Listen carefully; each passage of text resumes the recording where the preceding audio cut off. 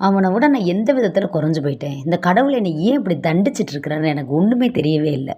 சச்சா, என்னையோட மார்க் ரொம்ப கம்மியாக எடுப்பாங்க. அவன்லாம் இன்னைக்கு பெரிய படித்து பெரிய ஆஃபீஸராக, எனக்கு மேலே ஆஃபீஸராக இருக்கிறான். ஐயோ, என்னால் முடியல அப்படின்ட்டு உங்களுடைய வளர்ச்சியில் தாங்கிக் கொள்ளாத சில நபர்கள் உங்களை சுற்றி இருப்பார்கள். அவங்களெல்லாம் பார்த்துட்டு அவங்க முன்னாடி நம்ம இவ்வளோ சந்தோஷமாக, இவ்வளோ நிம்மதியாக, இவ்வளோ பண வசதியோடு நம்ம வாழ்ந்தோம்னா என்ன ஆகும் அப்படின்ட்டு நீங்கள் ஃபீல் பண்ணுன்ற எந்த அவசியமே கிடையாது. ஒரே ஒரு விஷயத்தை நல்லா தெரிஞ்சுக்கங்க. லைஃப்பில் கல்வி, ஆஸ்தி, அந்தஸ்து இது எல்லாமே பார்த்திங்கன்னா கடவுளாக பார்த்து நமக்கு கொடுக்கக்கூடிய மிகப்பெரிய ஒரு கிஃப்ட். எல்லாத்தையும் தாண்டி மிக அற்புதமான ஒரு அன்பளிப்பு அப்படின்றது என்ன அப்படின்னா, அது உங்களுடைய பங்களிப்பு. அந்த பங்களிப்பு இருந்தால் தான் இந்த அன்பளிப்பு உங்களுக்கு கிடைக்கும். அதுதான் கல்வி. நல்ல ஒருத்தன் நல்ல கல்வி கற்றுக்கிட்டான் அப்படின்னா லைஃப்பில் நிஜமாகவே என்ன வேலை செஞ்சால் அவன் பொழைச்சிக்குவான்.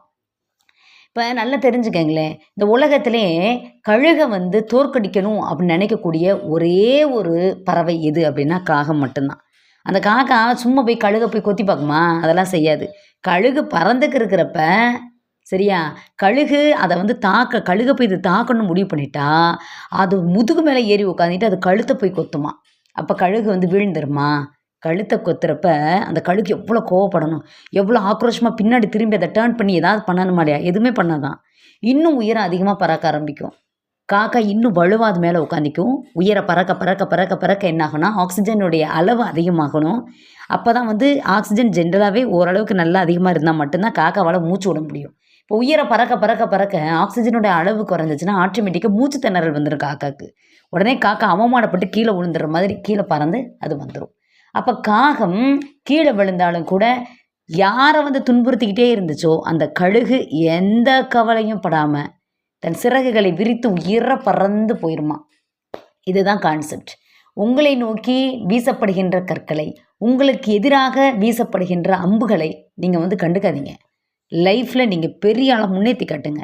யார் முன்னாடி அவமானப்பட்டு நின்னீங்களோ, யார் நீங்கள் விளங்கவே மாட்டீங்க அப்படின்னு சொன்னாங்களோ, யார் இதோட கெதியாக அவள்தாண்டா அப்படின்னு சொன்னாங்களோ அவங்க முன்னாடி கெத்தாக வாழ்ந்து காட்டி பாருங்களேன், வாழ்க்கை ரொம்ப சந்தோஷமாக இருக்கும். இன்னும் நல்லா தெரிஞ்சுக்கங்க, லைஃப்பில் நீங்கள் தான் ஃப்ரெண்டு, நீங்கள் தான் என் உசுறு, என் லவ்வராக கூட இருக்கட்டுங்க. தயவு செஞ்சு நல்லா புரிஞ்சுக்கங்க.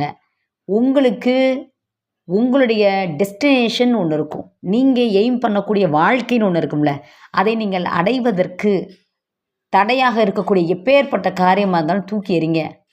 அது இளமையில் காதலாக இருக்கலாம், இளமையில் தேவையில்லாத ஆடம்பரமாக இருக்கலாம், இளமையில் தேவையில்லாத பந்தா, வெட்டி, வீரா எது வேணாலும் இருக்கட்டும், தூக்கி எறிங்களேன். நல்லா தெரிஞ்சுக்கங்க, நீங்கள் போய் சேர வேண்டிய